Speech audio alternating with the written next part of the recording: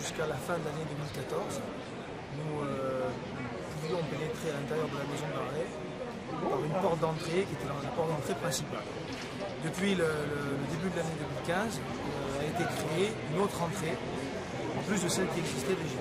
En fait, on est soumis à deux mesures de sécurité. Alors, ce régime de sécurité ne poserait pas de difficulté si tout le monde était logé à la même enseigne. La difficulté, c'est que les avocats sont obligés de passer par ce nouveau sas de sécurité. Or, les magistrats, les greffiers, les personnels de l'établissement pénitentiaire, le personnel médical, eux, passent par l'ancienne entrée de gauche dont l'accès est beaucoup plus facile. Et ce que nous ne comprenons pas, c'est cette différence de traitement.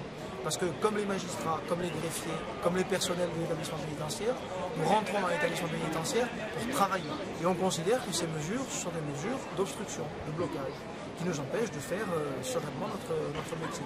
De deux choses l'une, soit on revient à une situation où tout le monde est traité de la même manière, ce qui signifie que les avocats, mais également les magistrats, les greffiers, les personnels du SMPR, du service médical, et également les personnels de l'administration pénitentiaire passent tous par ce seul et même sas de sécurité.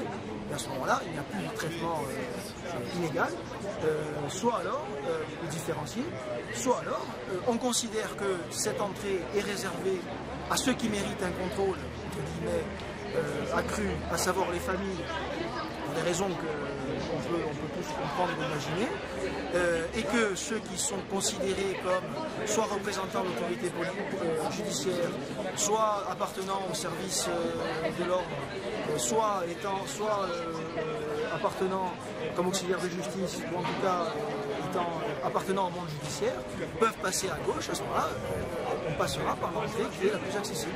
C'est tout, c'est aussi simple que ça. Ce qu'on ne comprend pas, c'est pourquoi ce traitement qui est différent, pour quelle raison.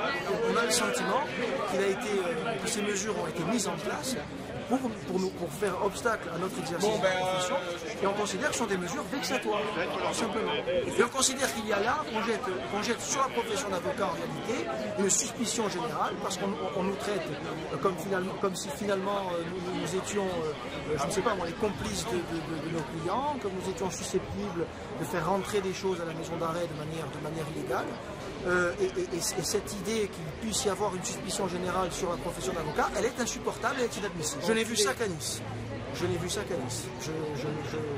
pratique assez souvent les maisons d'arrêt, un peu de partout en France, et ce traitement-là, spécifiquement réservé aux avocats, je ne l'ai vu qu'à Nice.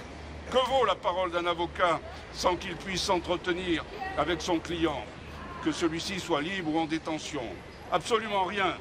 C'est bon, tout cela, pour les régimes de dictature, mais pas pour les régimes démocratiques.